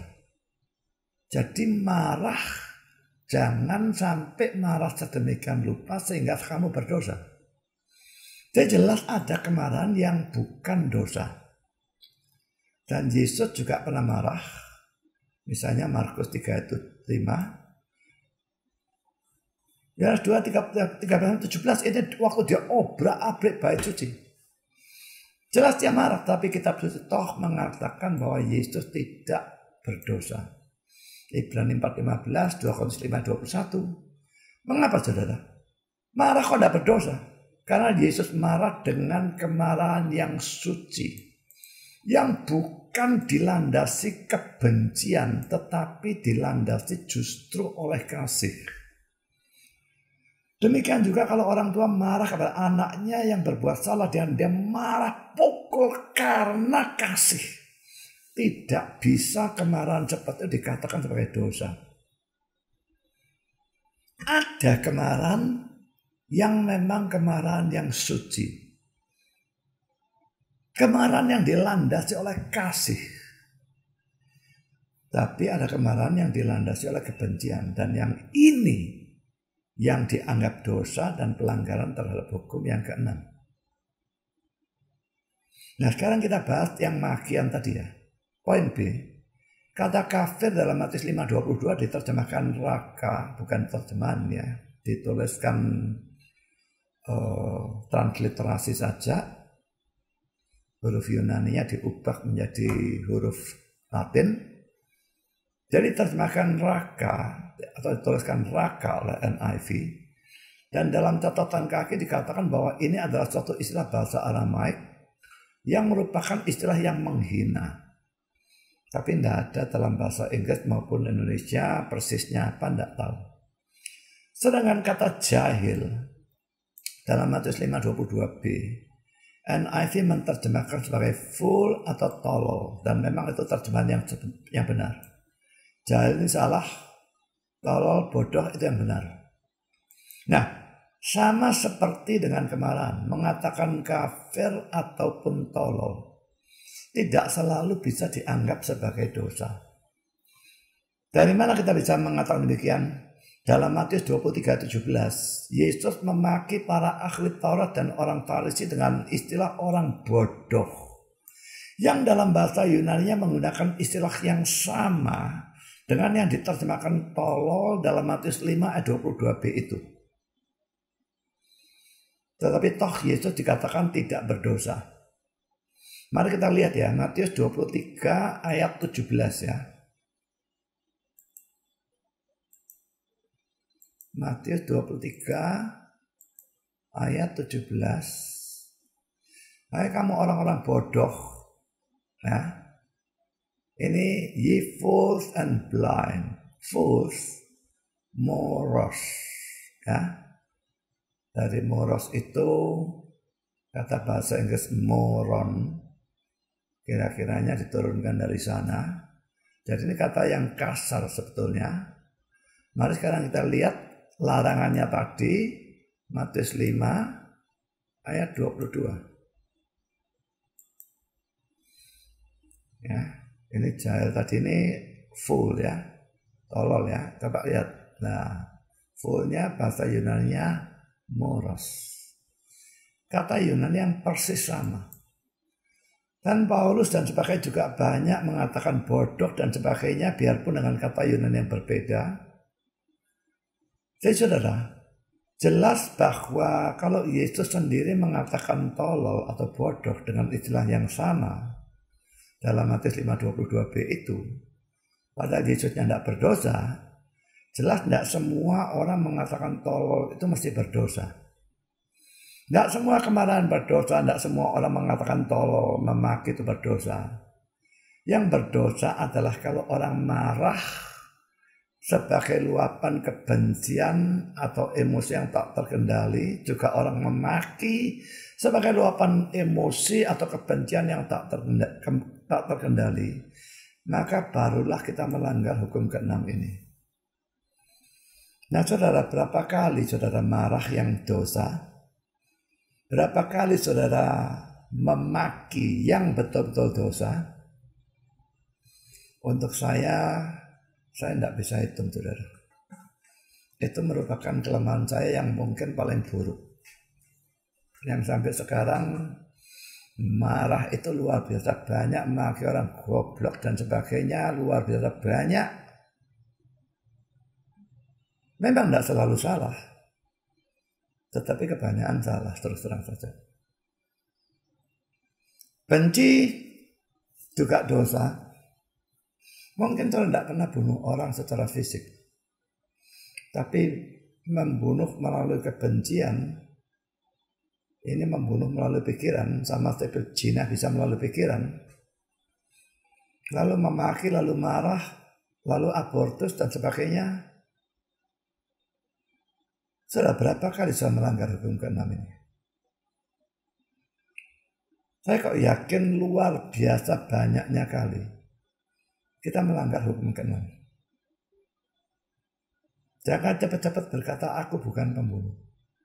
Semua kita pembunuh. Dan sebagai pembunuh kita layak masuk neraka. Kalau saudara tidak punya Yesus sebagai juru selamat, saudara memang akan masuk neraka. Kalau saudara belum percaya Yesus, cepat percaya Dia sebagai Tuhan dan juru selamat. Percaya Dia menggantikan saudara, memikul hukuman dosa saudara di atas kayu salib. Saudara yang berdosa, Dia yang dihukum. Dan dengan beriman kepada Kristus, saudara tidak akan masuk neraka, tapi dipastikan masuk surga.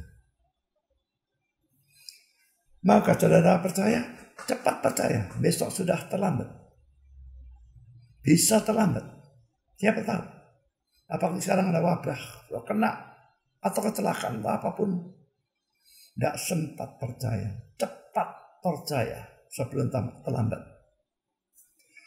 Kita selesai membahas hukum ke-6.